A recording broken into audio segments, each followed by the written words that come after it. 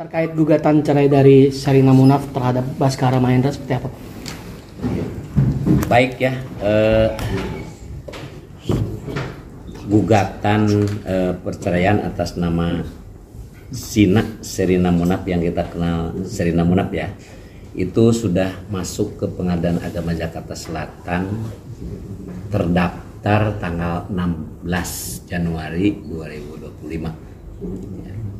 Jadi 2 hari yang lalu berarti ya, sudah masuk, kemudian sudah ditentukan jadwal sidangnya ya. Kalau di sistem informasi penerusan perkara sudah ada, jadi ketika perkara masuk kemudian ditunjuk siapa majelis hakimnya, kemudian ditentukan hari sidangnya. Insya Allah persidangan yang pertamanya hari Kamis tanggal 30 Januari. Ya. Jadi pertanyaan dari media berkaitan dengan apa perkara yang sudah terdaftar atau tidak sudah terjawab ya. Jadi seperti itu. Jadi artinya silahkan diikuti perkembangannya. Kami Pengadilan Agama sudah menerima gugatan tersebut ya. Adapun informasi yang dapat disampaikan adalah hanya sebatas baru terdaftar gitu ya.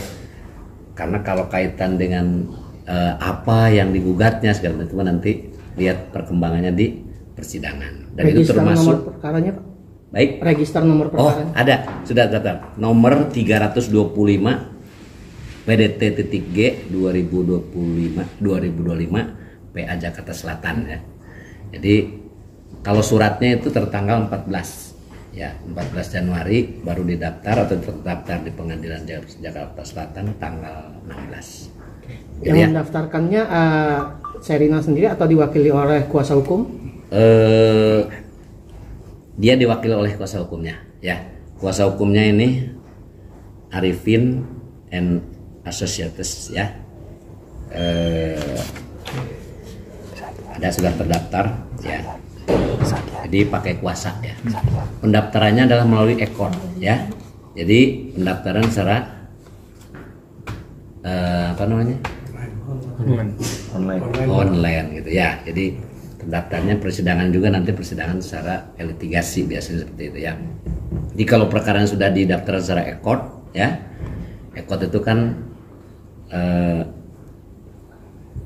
elektronik code ya. Jadi pendaftarannya secara elektronik, maka nanti persidangannya itu adalah secara elektronik juga ya. Seperti yang mungkin media bisa melihat tuh, nanti persidangannya dilaksanakan setelah upaya damai tidak berhasil, maka nanti jawab menjawab itu adalah lewat elektronik.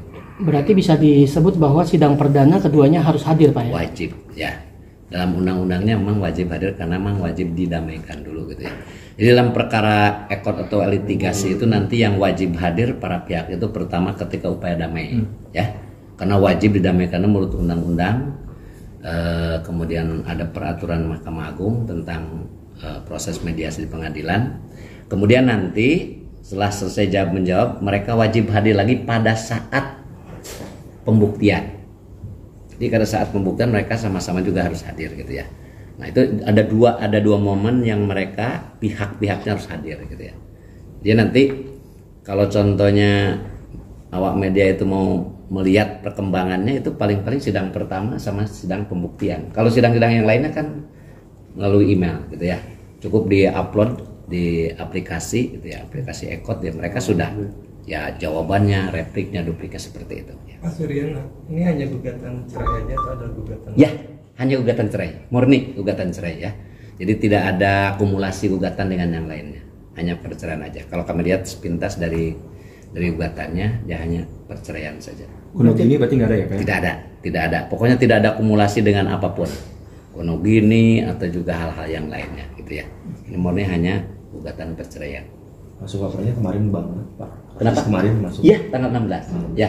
Jadi baru daftar, kemudian tadi media banyak yang sudah mempertanyakan, mengkonfirmasi apa sudah masuk belum, ya kami langsung udah mencatatnya atau melihatnya di sistem informasi pengadilan. Pak, usia pernikahan mereka berapa tahun sih? kan tahu media baru nikahnya itu tahun 2020 ya. Belum 4 tahun ya. Ya belum 4 tahun.